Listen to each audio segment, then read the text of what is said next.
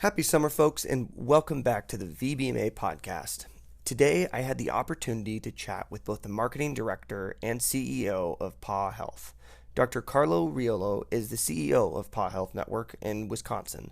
He, along with his wife and fellow veterinarian, Dr. Katie Niksich, founded PAW Health in 2015 with the vision of being the force of change in the veterinary profession. Carlo has 15 years of after-hours and emergency medicine experience, which he is now using to develop the PAW Health Education System, as well as spearheading the MSU House Mentorship System. PAW Health Network has been able to create a patient care model focused on availability and affordability that has been unmatched in the competitive landscape, all while building a team of over 50 staff having a shared purpose and individual well-being. In today's episode, we got to talking about the infinite mindset. This concept is all about collaborating with as many veterinary professionals as possible to improve the industry as a whole. We also discussed how the industry as a whole is changing and what we need to do in order to ensure its success in the future. And there's a whole lot that's unpacked in this episode, so be sure to give it a listen, and I hope you all enjoy. You're listening to the VBMA podcast.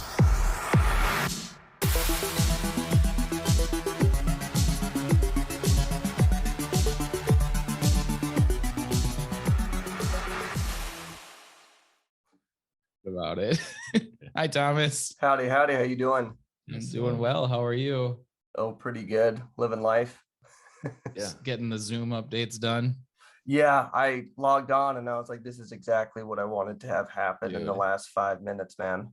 I get it. I think the two updates ago, a Zoom update completely crashed my computer too. So I was like, well, this could get hairy, but we made it.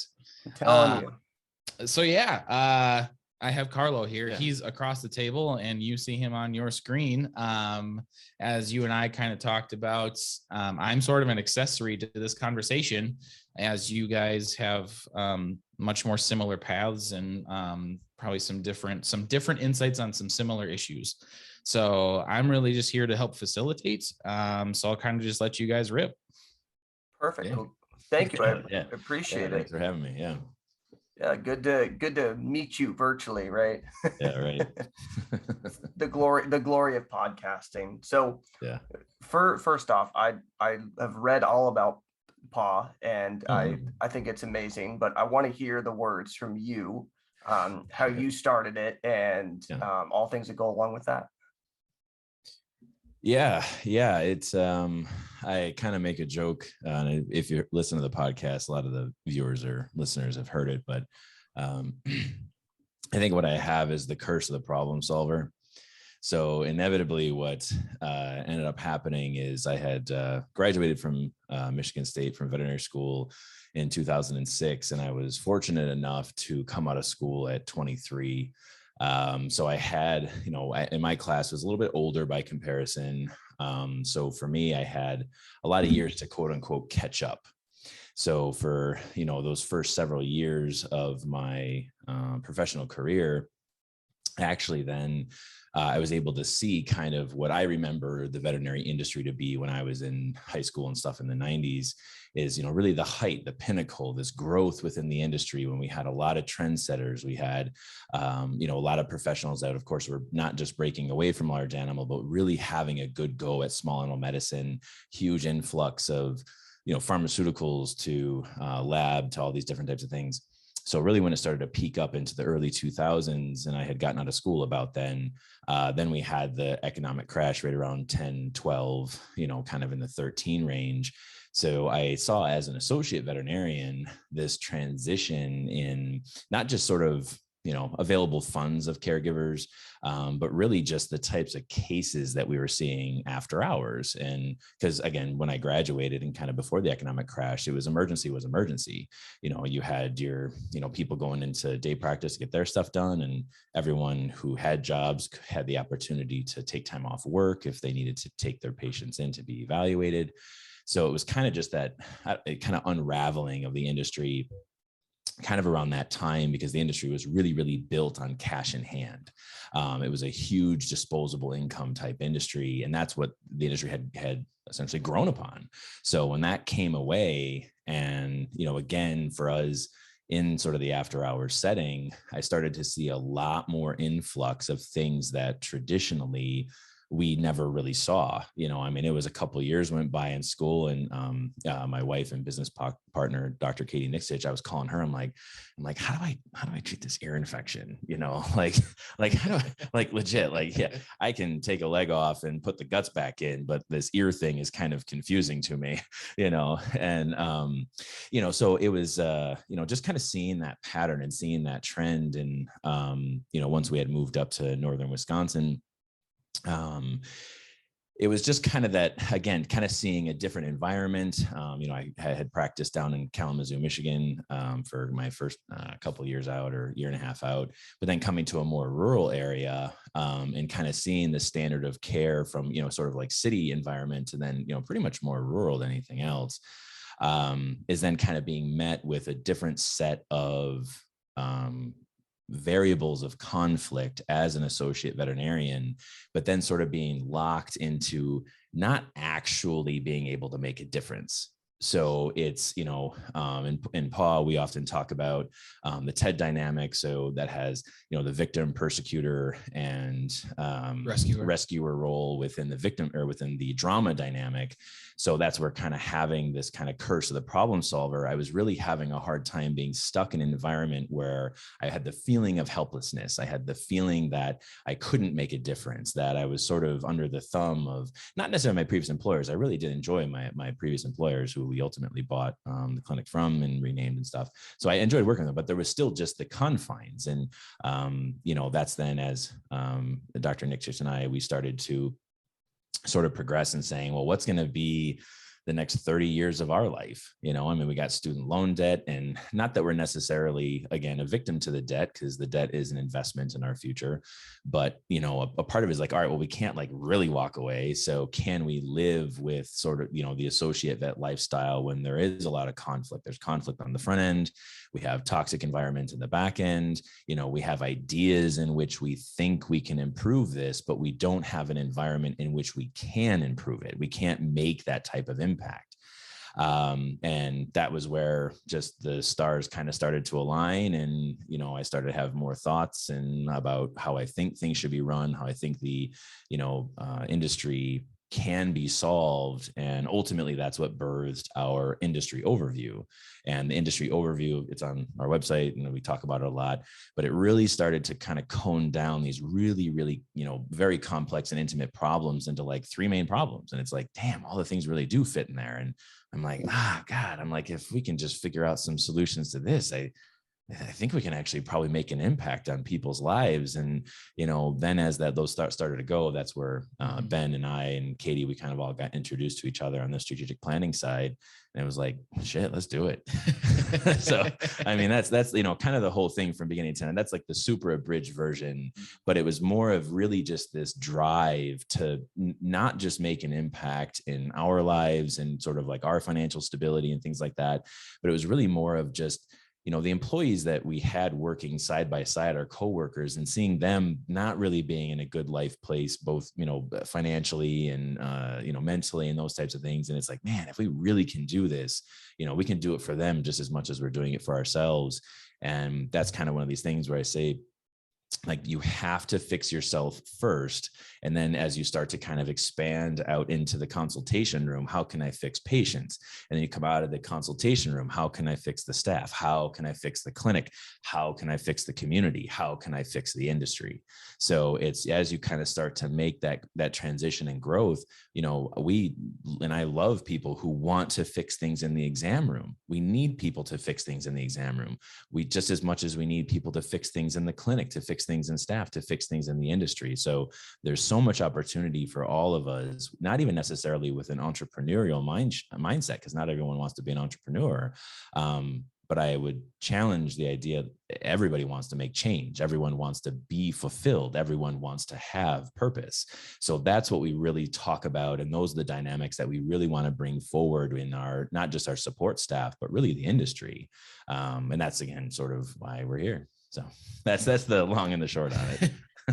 Well, thank you. I appreciate that. And I Yeah. think you make some good points in terms of things started to change drastically, what, 10 years ago almost now. And then Yeah. even in the last year, we've Mhm. seen such immense change. And you made a good point where we need to change it in the waiting room, change it in the exam room, and so on and so forth. And I think one of the biggest things is I remember we were bringing it up. I don't know. I didn't talk to you. I talked to Ben about it, but Sure. clinic culture.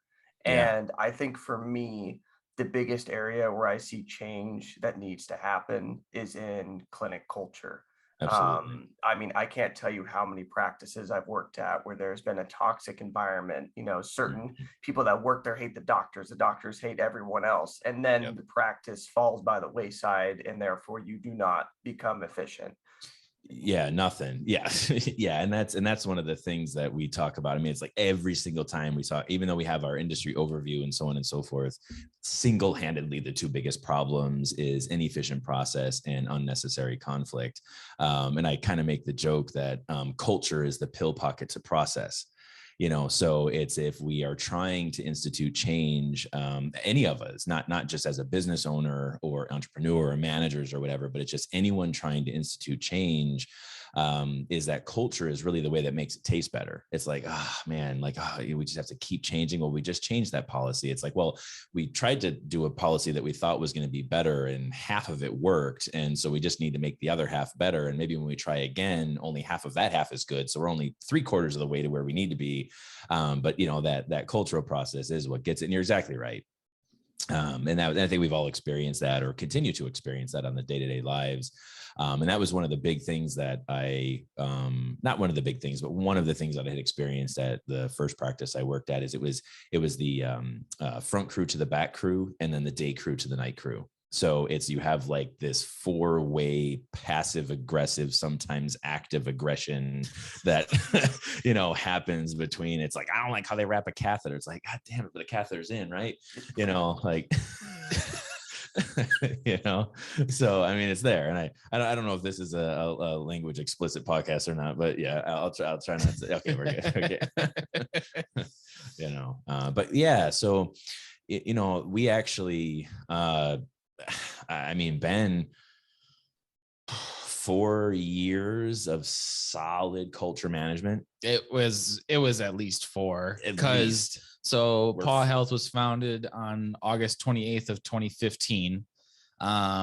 I came into the mix on the strategic planning side August 1st, roughly, of 2016. Yeah. And then it was from there. It was the light switch got turned on. And not to say that there wasn't cultural work that was put in before that point, but there was a lot of housekeeping that was done. The primary focus was just like, set this foundation so that there doesn't have to be a daily focus on financial stability.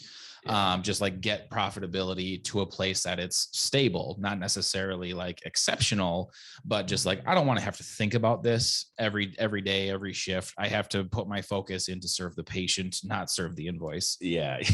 And we, one of the more popular stories is that when Ben and I, Katie and Jen at the time, we had met and had all this stuff laid out. We got to change all these things. We got to fix all these things. Is that the question was, well, which ones are we going to do first? And my answer was, well, we're going to do all of them. Yep. And it was like, okay, Carlo, you need to leave the room now. Yep. Like, you can't be a part of this part of the meeting. And I was just pacing. I was just pacing the hall, like, what am I going to do for her?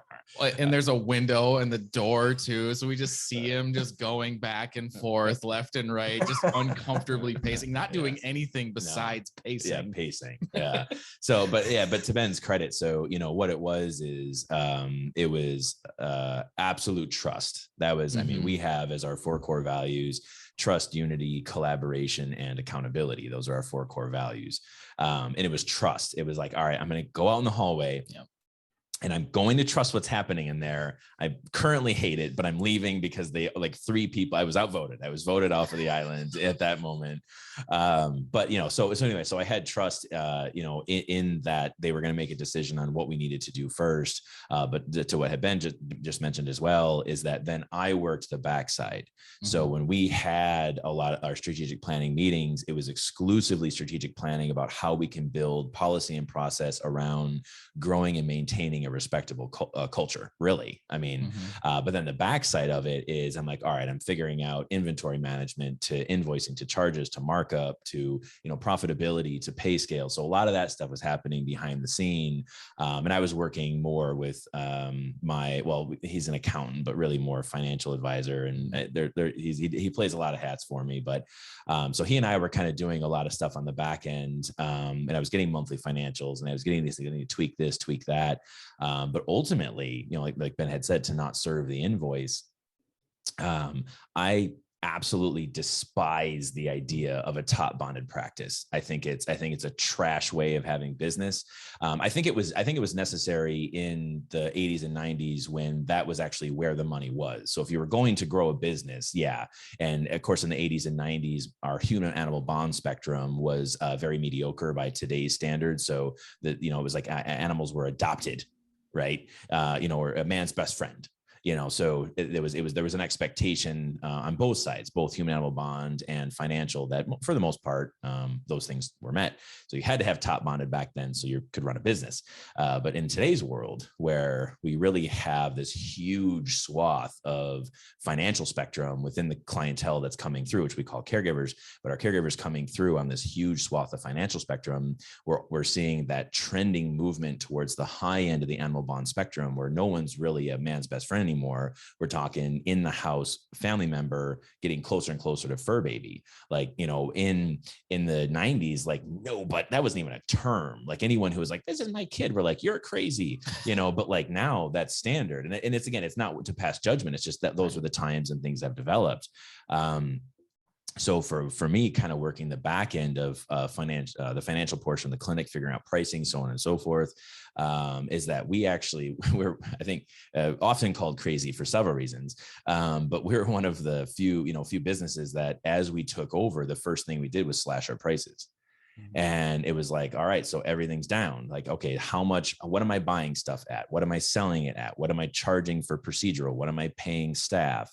And that's as we started to incrementally tick down our actual per unit cost, but also working with our vendors. We switched over to Heska as our primary lab company, which is that's a complete no-brainer for anyone looking to own a business.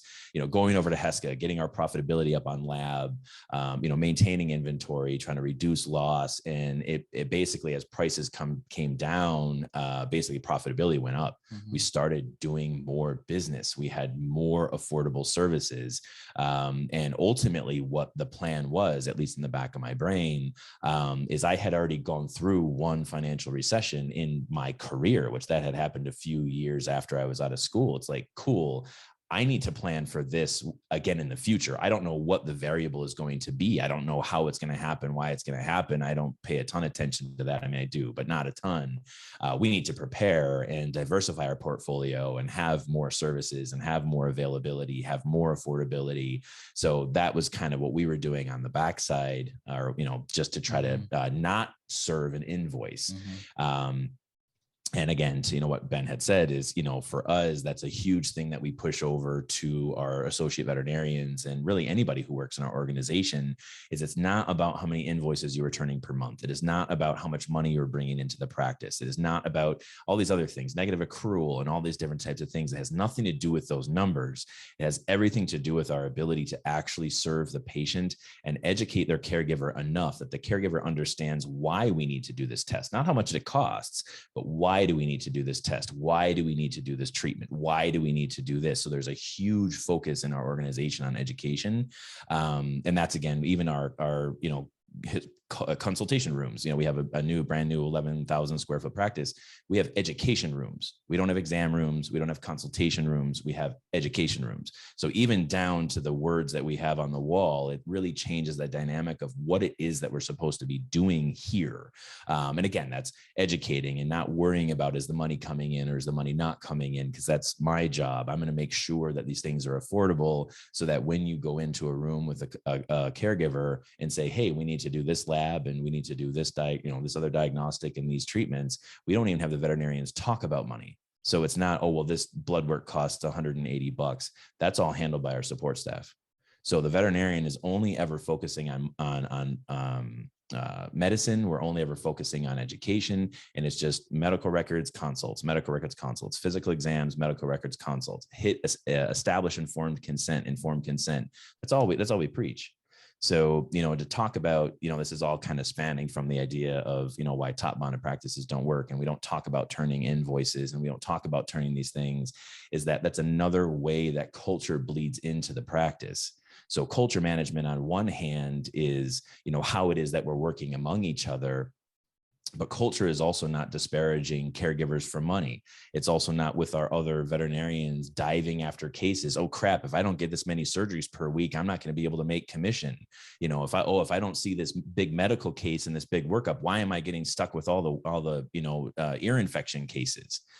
So that's gone. We don't deal with that conflict. Is that when we're in the workplace, we're here to serve. I mean, that's ultimately what we're doing with our patients. Yeah. And that's pretty much like the progression of thought from kind of day one of ownership into kind of what we were thinking about in terms of like an overall topic for today with that infinite mindsets. Yeah.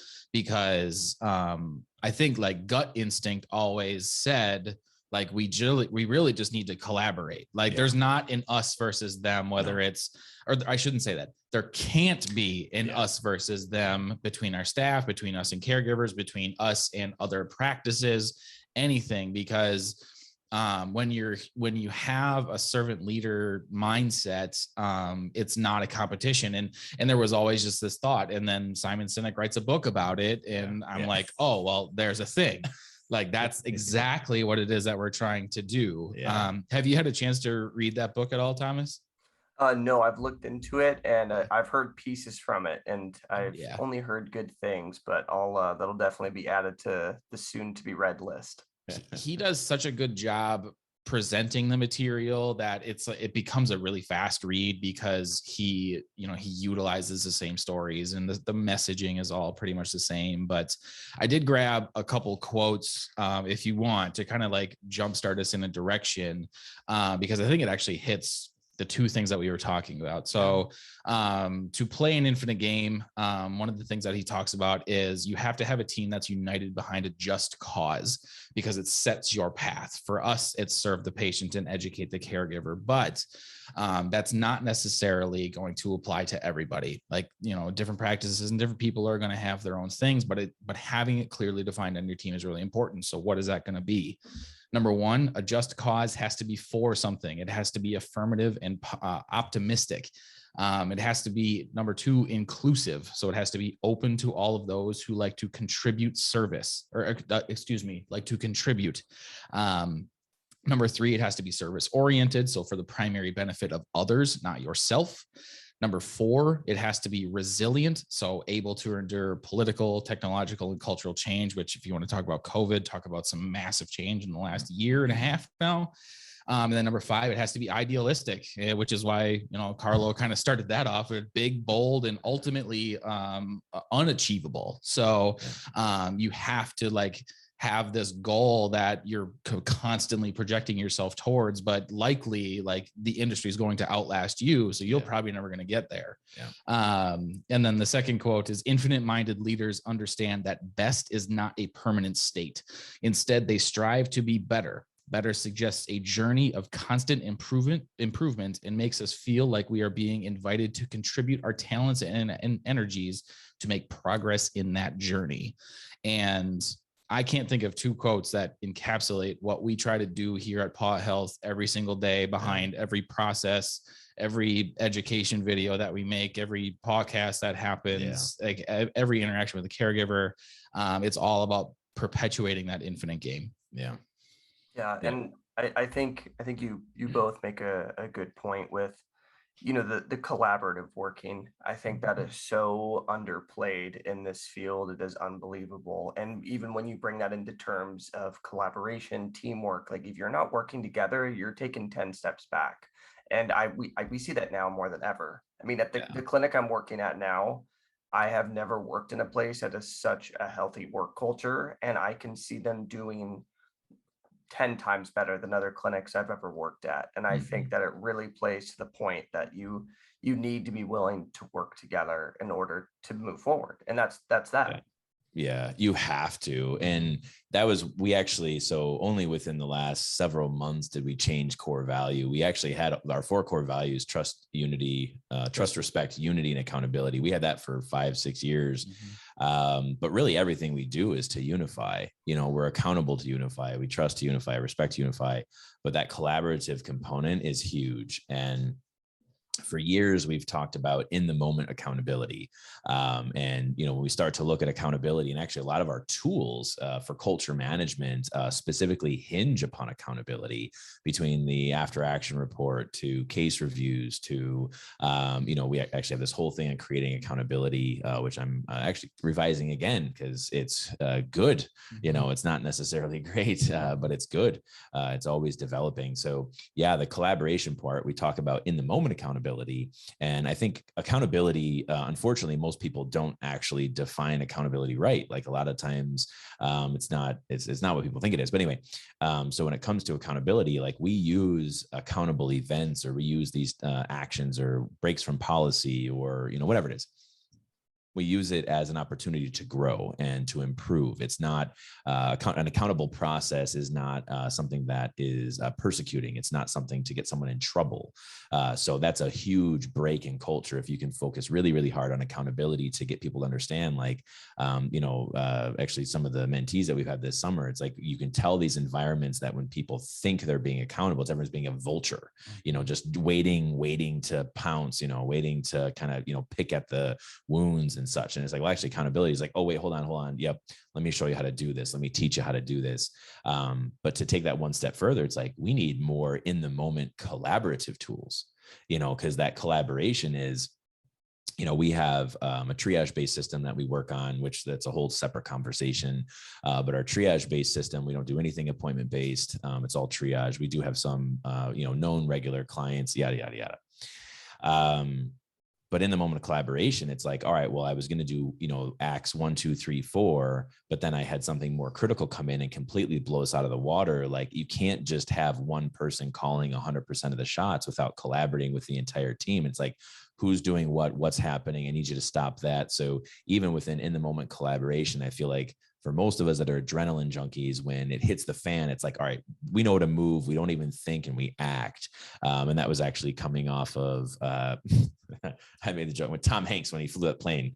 Sully? Yeah. So yeah. Yep. So it was just, everyone just strips away all of the niceties. And it's like, when the time really counts, it's just move, do your job. But then when you have those times to sit back, be a little bit more relaxed and you start to collaborate, that's how you build and that's how you grow, is really being able to come together as a team and again, unify around one particular process or one particular cause, but collaborate in ways to make it better. And knowing that just because something is changing, it doesn't mean what we did was bad. It meant that we tried something and we grew because we learned what didn't work. And that's a huge part of collaboration that I think people get exhausted with. And that's where for us, we actually, we had an office manager, and we don't believe in office managers, but we had one that filled a traditional role way back in the beginning. And she got broken by the fact that the task list never ends. Is it was like, I'm like, no, you just have a task list, a million things long, and you're only ever moving 10 at a time. You're just sliding down the line, and it's there's always something new. But I think that's where, like I said, for me, the curse of the problem solver is that it does in time start to become a very addicting endeavor where it's just like, this thing's broken. I think this thing is going to work. Let's try this thing. And it doesn't work. You're like, I don't know what I'm doing. And then it's like, all right, well, I'm going to just try this other thing because maybe it'll work this time, because the problem didn't go away just because I failed at a solution. The problem's still there. Let me try something else. And it's like, well, that actually kind of worked. And it's like, oh my God, it worked really well. And it's like, oh my God, that feels amazing. What? Okay. All right. I need to find something else I need to fix, and then it kind of spirals from there. But yeah, we can't be afraid of the collaborative effort within the team, knowing that our problems never actually stop. They just change, they meld. And the more that we can be accountable to things that don't work, be accountable to things that do work, because that's just as important, but understand that if we got to a place where something didn't work, that journey is just as important as understanding the journey that got us to the point that did work. Because if we get through that collaborative process and be like, why did that work? Why did it work this time, but not the last time? And really being very open and honest and like, yeah, I really botched that last one. That's why it didn't work. That one was totally me. Like, Ben often refers to it as the I am Spartacus moment, where it's just like, Yeah. I mean, I think at this point, everyone's at least seen that movie scene, but like, the one guy has to own it. And then the entire crowd of everyone else around him owns the scenario. And it really highlights what culture can be when you have accountability and collaboration in the same room. Yeah. Because you have to have both. That's a dichotomy of two variables that's really important to be able to perpetuate these ideas forward, because accountability with no collaboration feels really, really mean. Yeah. Well, and that was truthfully when we started running After Actions. Yeah. And I don't know if you've heard of After Actions or sort of what they are. And we run them here in an organization, but just in case your viewership doesn't, it comes from the armed forces. There's actually come to my surprise, actually several different branches run it. But the idea is when something happens, whether it be good or bad, most of the time it's bad, or something that didn't meet expectation, it's basically a timeline on every single variable up to that point and sort of who's owning those variables. And then as you go through root cause is kind of a different problem solving method. Toyota model use root cause. But the idea is you have all these things. So you run this whole line of all the different accountable events, and then who did what and how did this happen and how do these things interchange. And in the beginning, oh my God, they were pretty uncomfortable because it was forced collaboration. It was like, no, we're going to sit down and we are going to talk about this. Like, this is going to happen. And I don't actually know which was, now that we use collaboration more in our talk path, I actually don't know which was more uncomfortable, the act of collaborating or the act of accountability, because in the beginning they were both pretty painful. Yeah. Yeah. The development of the timeline was hard. And then the person having to say, yes, that was my mistake. Yeah. I'm going to own this piece was also very hard. Yeah. Like the first one we ever ran, which was a massive event, because I think there was like 9 people in that meeting. Like overall, there was 2 facilitators, because we're like, we better make sure that we do this right. And like 7 staff involved. And there was so many pieces. And I honestly think that meeting took like 3 hours of just like hard nose, like, we're going to figure this out together. And that was the coolest part about it, though, is like, we told everybody that it was going to take forever. We told everybody that it was going to be tedious and we were going to learn in the moment, because we've never done this before. And there was like no kickback on it at all. No. I mean, we did coach them into it quite a bit, but we knew in the moment that was what was needed to solve this big issue.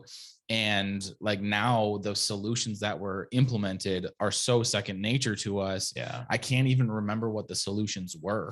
No, but I know that the problem doesn't exist anymore. Yeah, for sure.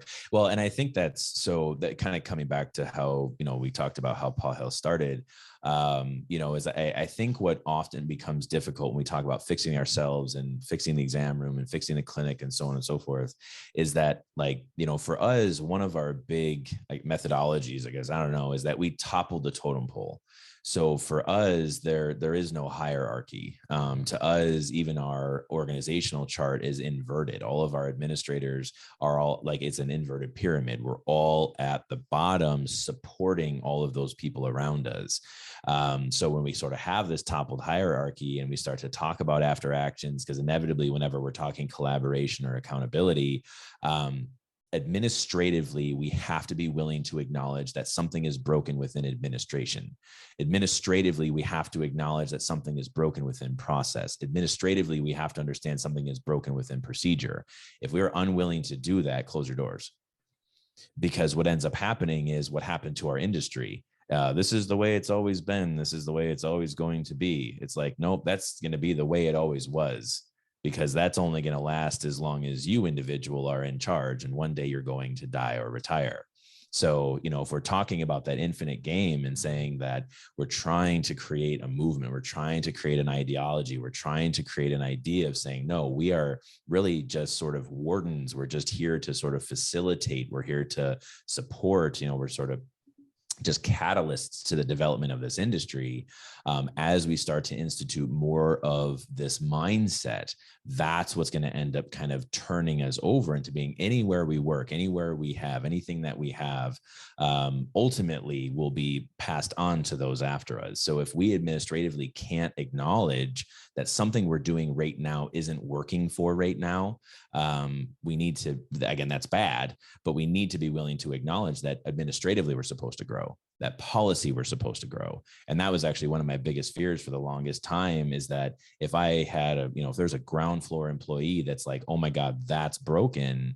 And it's like, they're like, this thing needs to change. And then they tell their manager, and then that manager tells the regional manager, and then like the regional medical director, and the regional medical director's like, I don't think that's a problem. It's like, motherfucker, you haven't practiced in 10 years, so it's like, okay. So my thing as CEO is I'm like, all right, so if that employee sees something on the ground floor and it's broken, whether or not they have a solution, but they know that it needs to fix and that's substantially impacting patient care, efficiency of process, culture, just everyone between me and that person gets fired. And that person gets to now have a voice in the organization, because, just within an organization where we have the upswing of corporate medicine, which if anyone has ever paid attention to what happened to human medicine in the 80s, guess what's happening in veterinary medicine in the 2000s, is that, as we start to corporatize, that's what starts to happen. There's more deaf ears. There's more people, not my jobs. There's more people, well, I'm just going to pass this along. More people, I'm just going to send the email.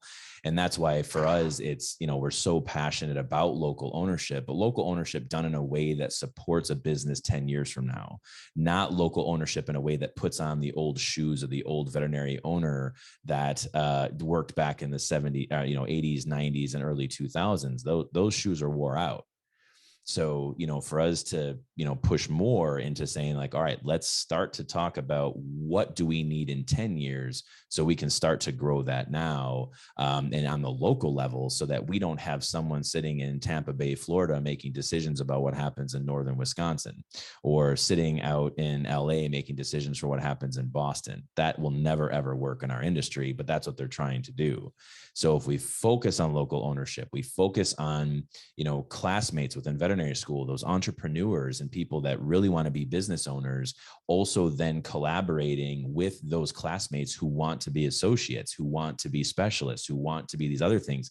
We all have the ability to track out into these specific avenues, things that we will be fulfilled with, things that we will gain purpose from. We all have our roles to play. And if we stand up together and play those roles together, we will be an unstoppable force. The corporate takeover of our industry will never happen. We can halt it if we just collectively stand up and say, we are the ones in charge. We are the ones that own this industry, and everyone is here to collectively serve the patient. That's what we are here to do, from veterinary nurses, technicians to DVMs, all of us. It's all one collaborative effort, all of our assistants, even our front staff. And that's how we maintain that local influence, making sure that money stays local, making sure that our staff is paid, that we have healthcare benefits, that we have and can't compete with the big flashy corporate, corporate side of, well, if you come here, we'll give you this student loan. And it's just like, yeah, cool. Go live in an area where there's a higher cost of living and you won't actually have that much more money to spend. So again, that's where, for us, when we start to talk about that infinite game, understand that we are stewards of this industry and that we don't have much time left. That's the problem. We don't have much time left. So I still credit Dr. Niksich. She hates when I say this, but I swear to God, she had said that I'm chasing a ghost of my own creation. and which she still says I didn't, but she didn't say that, but I swear to God she did, is that's the infinite game, is that we've shot the moon. Yeah. We've created this ideology where it's like, all right, you know what? I'm probably never actually going to reach what that is, but I absolutely have convinced myself that I will. Mm-hmm. And it's never stopping. And that's, again, part of why we try to integrate so much in with the young veterinary professionals, because it's like, it doesn't have to be what you guys are led to believe that it is. You know, we are the ones that are in charge. That's how it works, you know, and not necessarily from an egotistical standpoint or an all controlling standpoint. It's like, no, we are the stewards of our own destiny. You know, and again, we have a process that allows that to happen. I think you make a good point with, or in regards to, you know, we need to take accountability of our own actions. Like you said, if someone on the ground floor notices that something's awry, it's not working, at corporate areas or even at some basic clinics, it works its way up the ladder. And, you know, most doctors are really bad at taking accountability for when they mess up. And like, that's a huge thing. So everything that you're talking about is somewhat foreign to probably a lot of vet students, because we've been lied to since we were kids. When we're like, hey, I want to be a veterinarian. Like, well, you're not going to be happy. You're not going to make money. It's going to suck all day. And when you hear people like you talking about, well, that's just not true. Like, that's not how that's not how we run things anymore. We are changing the path. And I think that's so undoubtedly one of the most important aspects of this field and moving forward, because if you want to start a practice, great, but you better be willing to step up when things go wrong and take accountability for your actions. And something you brought up earlier was you have to have a just cause. And there's a human hospital, Mayo Clinic, and their logo, they're saying the whole time, has been the patient comes first.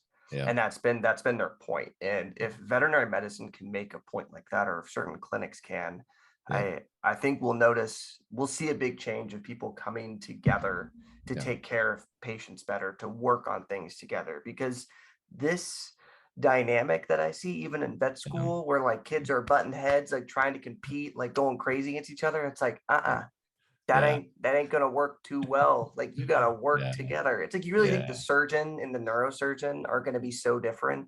It's like, no, you guys are gonna need to work together. Right. Like, come on. That is a really funny kind of perspective. Well, I was gonna say, you want to talk about, like, I mean, let's bring money into it a little bit, right? So you talk about being a business owner or an associate.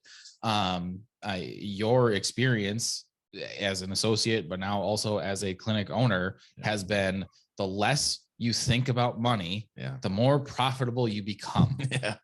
Like, it's so backwards. It's like, I get how it doesn't make sense. You know, from where I came from and working with a lot of different companies, you know, lean manufacturing places and just strategic planning, different stuff. A lot of focus was put on money. A lot of focus was like, we got to find every penny that we can. And here it's like, it just never even gets brought up. No, it's all about purpose. And the more that we serve the patient in front of every single interaction, the better that goes as well.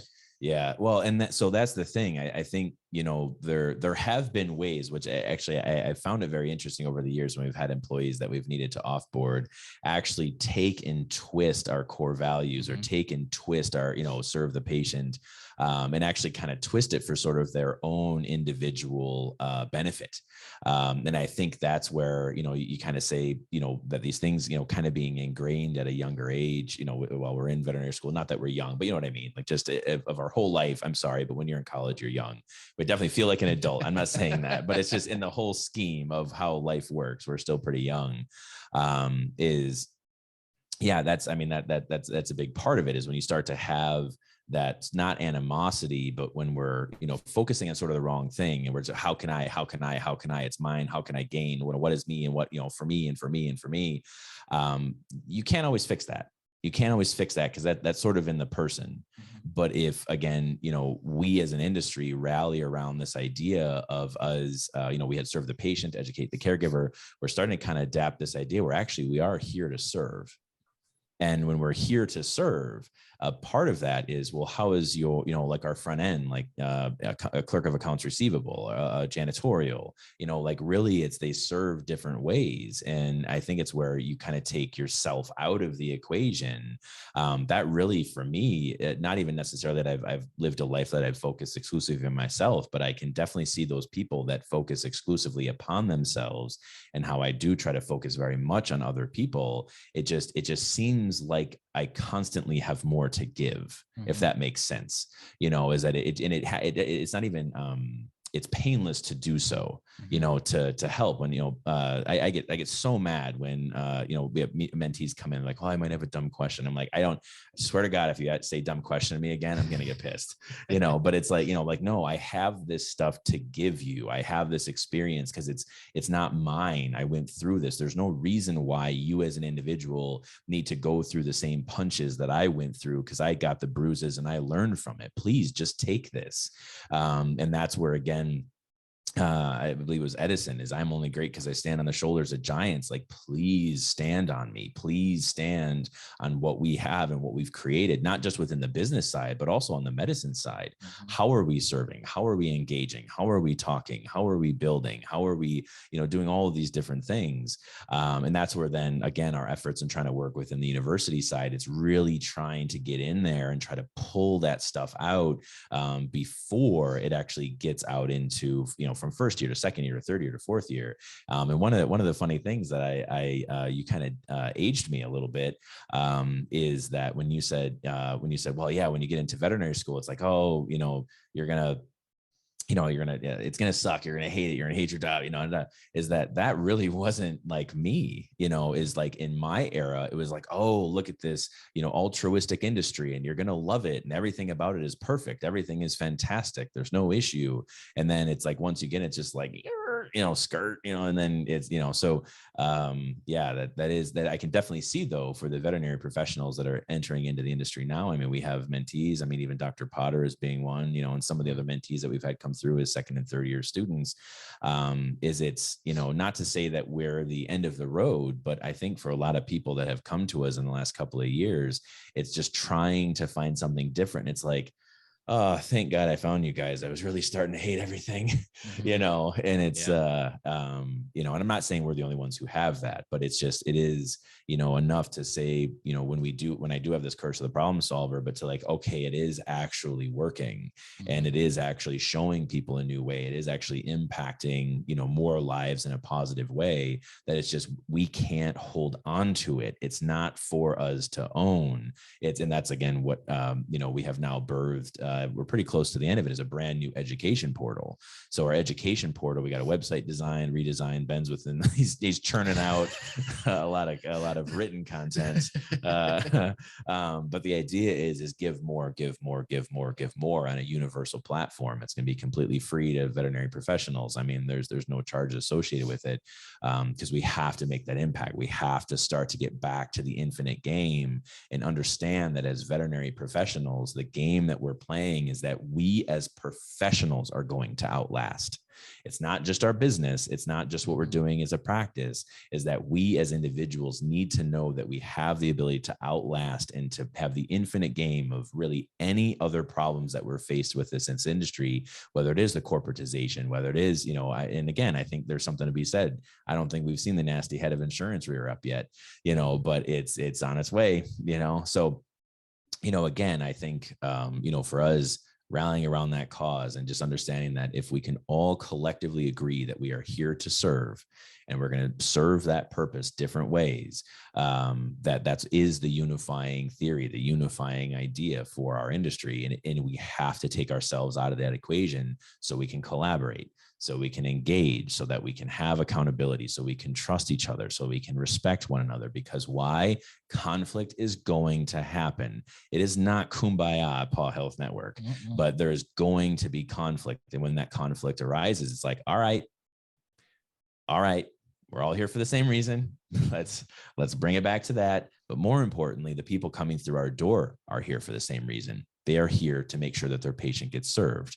They may have high emotions. They may be unruly, and we don't tolerate extreme unruliness. But again, sometimes we see where emotions come forward. We try to be respectful of that, and when they're not, sometimes I have to go up front, but like, there are times where, again, if we all understand that the caregivers coming in with their patients are here to serve, that we as staff are here to serve, it's sort of this unifying principle that we can start to meet on a common ground, that again, I think is missed in most of America. We don't have a common ground anymore. We always think there has to be, we're all at adversaries and we're not unified. Yeah. And again, when you talk about, I think you mentioned we need to plan for 10 years ahead. So Yep. we're more prepared now, but I think that holds so true. So then you're able to give more opportunities to veterinarians that are coming into the field in 10 years.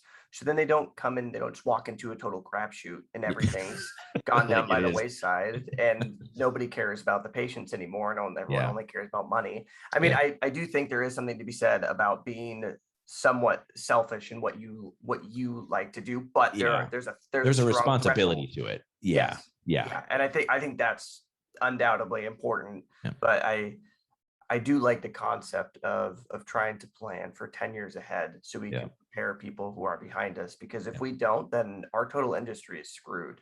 And especially with the change in the last year. Yeah, I mean, absolutely. Come on. Yeah. Yeah. Yeah. And that was, because again, it was actually, there was a lot of things that had kind of fallen into place. I mean, it was meant to be. But like I said, in going through, what I did in my early career as an associate veterinarian, I was like, all right, if we're taking over, we have to plan for the next recession. I don't know when that's going to happen. And when we took over in 2015, I kind of saw our growth in the first few months in the first year. And there was a lot of really very interesting things. We talk about the money, right?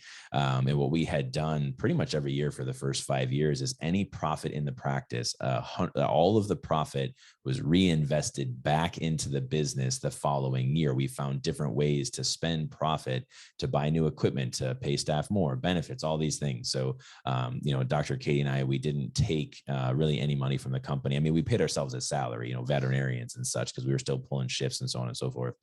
But it always came back the next year, twice as much, 3 times as much, 4 times as much. It just kept coming back. And for us, when we start to talk about, just not really talking about the money and saying like, we have this opportunity and really this responsibility to be like, what are we actually setting as a standard for those veterinarians who come after us? I think that's another big part of who's at the wheel, because if we're like, oh, look at this money, I'm going to kind of, this is mine now, I worked for this. No, we did. So what do we need so that we can work harder? And, for us here, like I said, there was a lot of things that had fallen into place, but I was like, all right, it's getting pretty busy. We got to get a new building. I'm like, 2018, we started the process. We're like, I got to get a new building. That's going to be a mammoth undertaking. And I'm like, but we talk about a podcast here and there. We talk about sort of the break point between quality and quantity. So if you have a low quantity practice, so you don't have a lot of invoices you're turning over, low quantity, you need to jack your quality. So if you bring your quality up and $0 spent on advertising, if your quality goes up, your quantity will eventually follow. But as your quantity starts to go, you're going to start to fall off on quality because your quantity is so high. So I was like, all right, I kind of see how things are growing. And I'm like, I bet you about, remember that I was like, I bet you about like 2019, 2020. I'm like, I bet you that's when we're going to probably hit that point. So we need to rush to 2019, 2020 in 2015. We need to fix as much as we can, because if we don't make that break point at 2019 to 2020, we're hosed. Yep. And we built a brand new practice. We came out of what I think the other practice was like 3,000 or square it was feet. like 2,000. Yeah, it was like 2,000 square feet. And I was like, let's just go 11,000. Let's see what happens. And it was like, we'll grow into this in a few years. And then pandemic. And it was like, poof. Yeah, we grew into it within a few weeks. Yeah. We moved in on April 20th of 2020. Yeah, for 2020. And then we were in Wisconsin, so COVID became a reality. I mean, not that it didn't exist, but it was a very real reality come Memorial Day. Yeah. And then all of the shelters were cleaned out and all the rescues were cleaned out. Yeah. And then half the day practices within an hour of us shut down. Yeah. At the same time in June, Minneapolis is on fire. So now we're getting referrals from all the way over there. That's 3 hours away. Yeah. And we went from summer of 2019, we were averaging about 27 patients a day. Yeah. Last year it was 46. Yeah. And now we're up to almost 60. Yeah. It's almost 60 this summer. 60, and it's, the part of our triage process is now we're talking about, 20, 40, 60. And it's still with basically 2 veterinarians on at a time, so it's how is it that we have been able to create a process that we have 2 to 3 veterinarians being able to field that many cases in a 24-hour time period. And it's because we believe in a 6-to-1 or a 7-to-1 ratio. Yeah. Like we need to have multiple techs, multiple assistants, multiple front end staff, not this 4-to-1 stuff or 3-to-1 stuff that they tell you about. Double that, triple that, and cone down what it is the veterinarian has to do. The veterinarian has to use their mind to sort of wrap around what's wrong with this patient and put together a diagnostic and a treatment protocol. That's what we went to school for. I didn't go to school to go over invoices. I didn't go to school to, to collect payment. I didn't go to school to answer the phone. And yes, if any of my staff is listening to this, answer the phone if it's ringing. But anyway, so it's like, some of these things, it's, that's why we've been able to sort of absorb this volume. And even to that capacity, there are times where we get completely inundated, and that's usually when we have some kind of blowover surgeries and such, but still we maintain like an under 3-hour wait, and it's like, and it's to have that volume and that amount of time. There are times where of course it gets a little bit longer than that, but by far on average, we went from, you always know the stats better than I do, but in 2015, we were closing, 4,000, 5,000 invoices. Barely in a year. And I think now we're going to pull 16 and a half this year. Easy. And we haven't even gotten halfway through the summer. Yep. So it's one where like, okay, cool. Yeah. PAW Health, we're, busy and profitable and that kind of stuff, but it still comes back to what culture is the pill pocket of process. Yep. And we've rallied around this idea that we really are all here to serve. And we all know some of the lifers that are at PAW Health, we know people are going to call in sick. We know that staff isn't going to get it. We know they're not going to buy in. We know they're going to think about themselves. We know that they're going to end up not embracing what it is that we have. And that's okay. Like they can go gain fulfillment somewhere else. Like no clinic wants to lose a vet. And what am I going to do if I don't lose this, if I lose this tech? And what happens if my office manager leaves? Goodbye. Because if we're not rallied around this idea that we're not here, that we're all here to serve, and that we're here to serve the patients and educate the caregiver, that we're here to unify, that we're here to collaborate, is that you end up embracing those people that embrace you. And that the more you can come together, the more the culture starts to shift. And everyone, as new people come into the team, you're like, well, that person's not going to make it, and you can call it within the first couple of weeks, and not to say that we don't give people a chance, but it's not to say that we're cliquey, but it's like, man, they are way too focused on themselves. Or like, we had a technician not even make it 3 months because we went through one after action and where she had legitimately made a mistake in this particular scenario. She's like, how dare you call me out in front of all these people? And it's like, but we're just trying to figure out why that you had made this mistake. And if there's some way that we can all figure out a way to make sure that we don't make that mistake, but also if there was circumstances around you making that mistake, we need to make sure those get fixed too. And she's like, rah. It's like, okay, see ya, So, I think that's another big thing when we talk about this infinite game, is that, again, we are the ones that are outlasting. We are the ones that are going to be here long-term. The power is in the people of this industry. It's not in the building. It's not in the place. We need to outlast. But when we start to then look at, if we then say, all right, well, the business needs this person who's killing my environment. The business needs this person who is disparaging caregivers. The business needs, and it's like, no, the business doesn't. The people need that person to leave, because the ones that are there to stay are going to work harder for you every single day, because they know what, between myself and Katie, I'm typically averaging 60, 80 hours a week, and it's like, they know that we're here, and we know that one day we will have enough veterinarians. One day we will have enough technicians. One day we will have enough support staff. And that day will come if you embrace the ideal of that we are here to serve, that we are here collectively for the same reason. We have purpose and we have fulfillment. Embrace that. And again, your cup will flow over. You'll have so much within your life. And plus, again, when you start to bring people in and you teach them, then it's like, oh my God, I just taught somebody something. And then that becomes really addicting. It's like, I want to do that again. Cool. Because we got 5 more people coming, and it's like, You gotta get rid of the bad eggs, right? You have to. You That's what have to. that's what we call it at the practice I work at. Yeah. I cannot tell you, like, again, this last year skyrocketed. The clinic I'm working at, they just hired 12 new veterinarians because they had to Nice. open up another practice because they're like, we cannot deal with Can't this do much it. volume. Yeah. And we'll see, when you hire 12 doctors, you have to hire 30 technicians. Right. And they'll bring Yeah. all the technicians in that they just hired, and you see within the first 3 days, you're like, that person's going to stay, that person's going to stay. You're like, Yeah. no, you're not going to do well here. Like, Yep. Yeah. and it's not, Yeah. again, like you said, it's not because we're cliquey.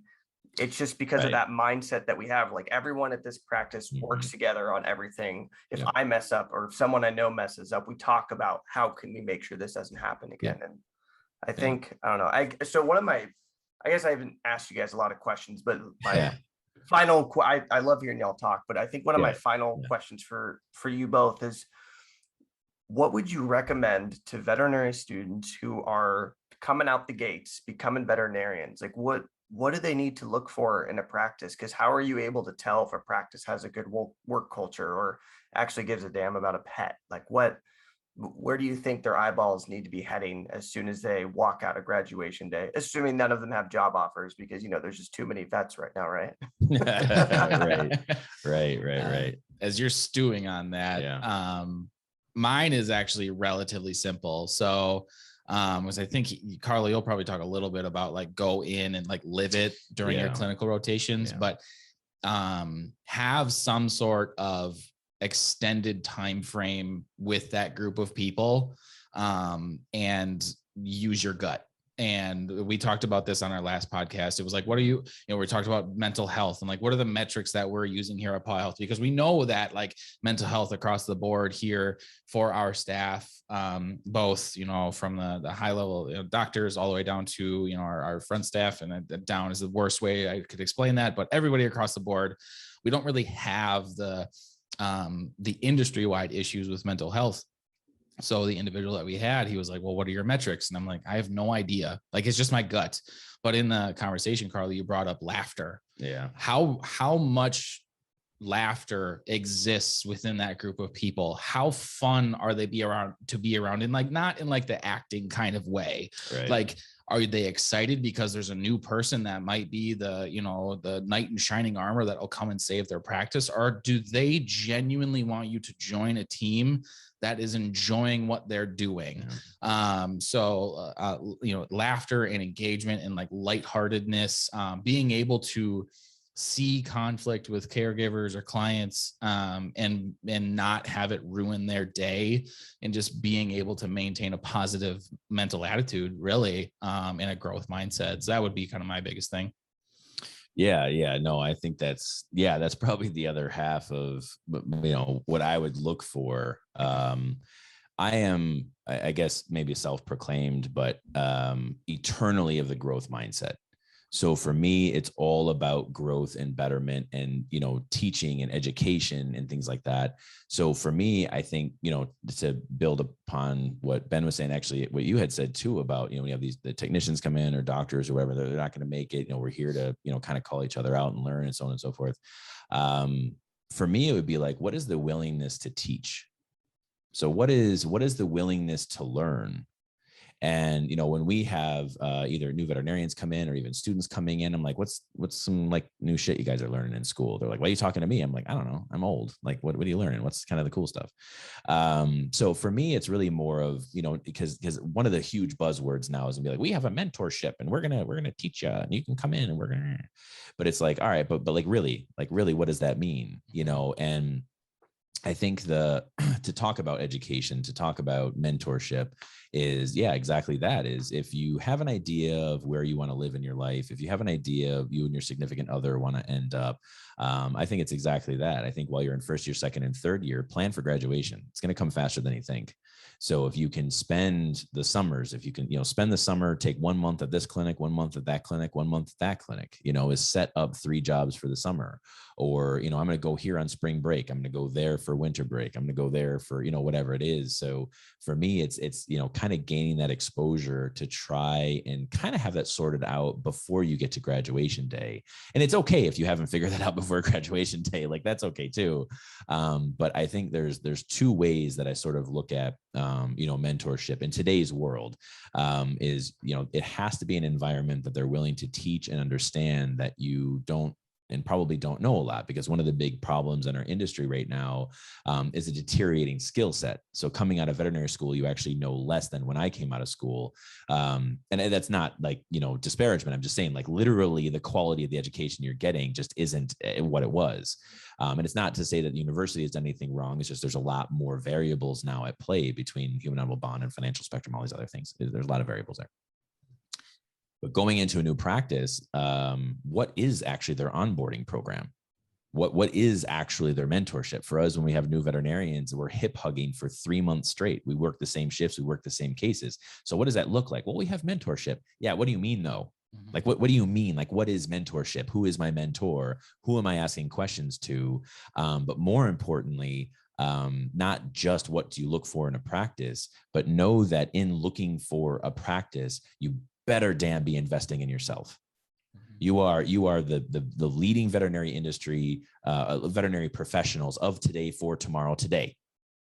So it's know that when you go into these practices, if, we don't have what the promises that were made are kept, if I am not getting the support that I need, if I'm asking for help, but I'm actually now more of like a hindrance to the other veterinarians or the other veterinary nurses or veterinary technicians, it's like, I ask questions, but it seems like they get mad when I ask, or, and just be like, cool, I'm out of here. Because what? Because you will find a job. You will find something in the industry. And if you can't find a job, start a new practice. What is it that you're looking for? So I think there's really 2 sides for, what is our ideal practice? We had a podcast on that. What's the ideal practice? Part of that is understanding that you might not find it for 5 years.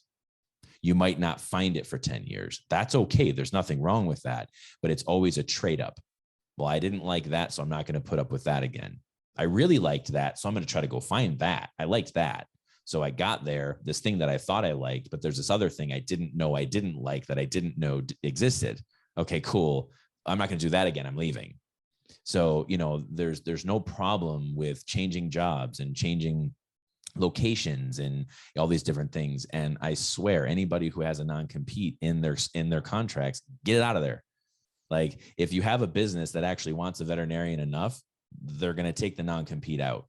Because if you know that you want to work around Milwaukee, that you want to work around Detroit, you want to work around Florida, whatever it is, if you know that's where you and your family want to end up, don't let someone else's poor management system, someone else's poor mentorship system, someone else's poor practice prevent you where you want to live. So it's kind of all of it. It's all wrapped into why. I know it's kind of a convoluted way to answer the question, but it's really invest in yourself, but really hold those businesses to a standard that they understand part of their responsibility is to teach. If that's what you're looking for. But I think honestly, knowing that there's a deterioration in the skill set between, live surgeries and, the hands-on skills and a lot of these things, just know that it's all about learning. And if you're not in an environment that they're not willing to teach and they're not willing to learn, they sure as shit ain't going to be laughing. That's true. Yeah. I couldn't agree more. Yep. Well, I appreciate talking to both of you. I'm not going to take up any more of your Friday night. I know you're you're either probably going to go work more or go sleep. I got to go back. Yeah. Today my shift was 8 to 8, which means I'll probably be home at midnight. So it's a blessing and the curse, right? Yeah. Yeah. It's an addiction, just like anything else, Yeah. Well, let's chat again soon. I enjoyed talking with y'all. You guys were awesome. I appreciate you taking the time. We'll flip the script next time. We'll have you on ours so you can share your story. How about that? Yeah. Perfect. That sounds great. All right. Awesome. Have a good rest of your night. Yeah. Thanks for having us. Honestly. Thank you. Yeah, and all the listeners out there. Yeah, pleasure. Come on over to pawhealth.net. We got lots of stuff to look at. So all right, guys. Thank you guys. Have a good one. Thank you. Yeah, you too, man. Yep. A big thanks to PAW Health Network for coming on today and sharing their knowledge. if you want to learn more about PAW Health, check out their website, and that's at pawhealthnetwork.com. They have their own podcast of sorts, and it's called The Pawcast, where they go through so many problems that are faced in the veterinary industry. I highly recommend you check this out to learn more. And thanks for listening, folks. And as always, be on the lookout for the next VBMA podcast episode.